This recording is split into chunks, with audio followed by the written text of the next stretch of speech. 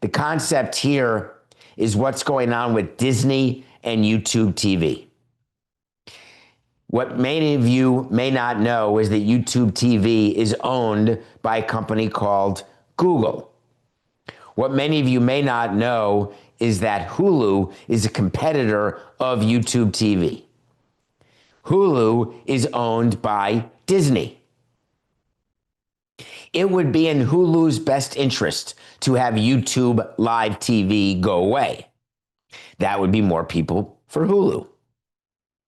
To the extent that people are upset that they cannot get Disney channels like ESPN on YouTube TV, are you upset enough that you would drop YouTube TV and go to Hulu plus live TV? The way that these battles are fought in the conference rooms of some of the biggest companies and most important companies in the world, you would be not shocked to know that it's based on dollars, cents, and ego. The reason why you can't watch your Disney channels on YouTube TV is that there is a difference of opinion. Disney was going to charge YouTube TV an amount of money to get its channels, an amount of money that would cause YouTube TV to increase its prices, not just to people who like watching Disney, but to every one of their subscribers. Tell me if what I'm saying reminds you of anything where there would have to be people paying for content that they don't actually want. Is that not reminding you of what cable TV is? And what led to all of the cord cutting and the never corded? Is it not reminding you that one of the gravy trains that baseball and other sports and other companies enjoyed is that they got to charge money to a large company, NBC, CBS, Hulu, whoever? They got to charge NBC, they get Comcast. They got to charge a ton of money per subscriber. They got money to give content to an organization that gave them money back based on a charge they were able to make and put to everybody, regardless of whether they wanted the content.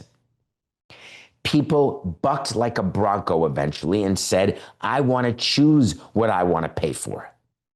Let me the opportunity to not have ESPN if I don't care about sports.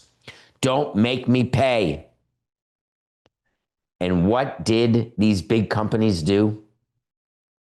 They made you pay. They just made it sound different.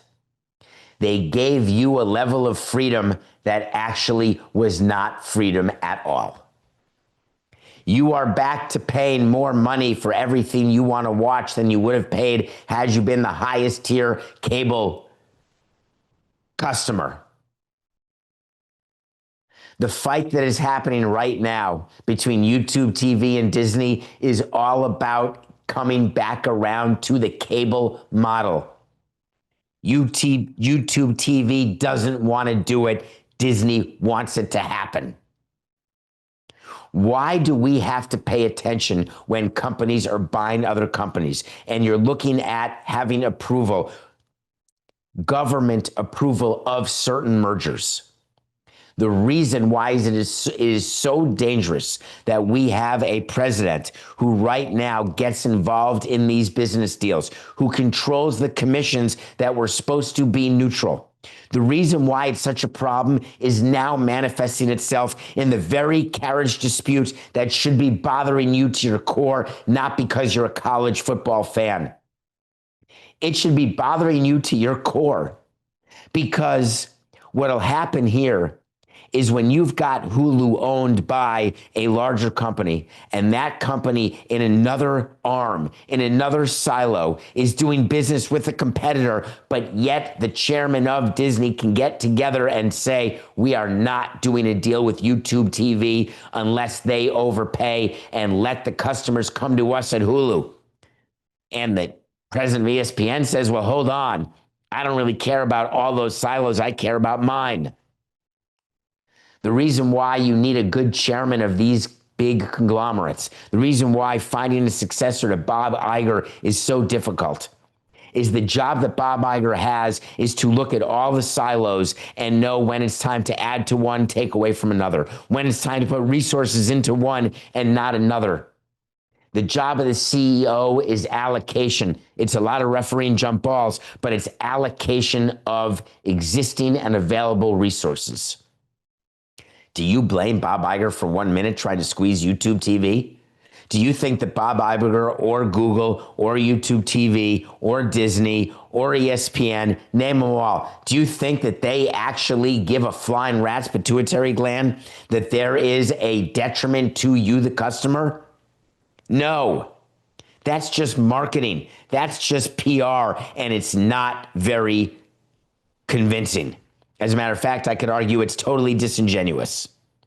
We're here for you. It's like owners when they win a championship. This is for you, fans. We are here to make your viewing experience better, more efficient, cheaper. Now they're not even pretending.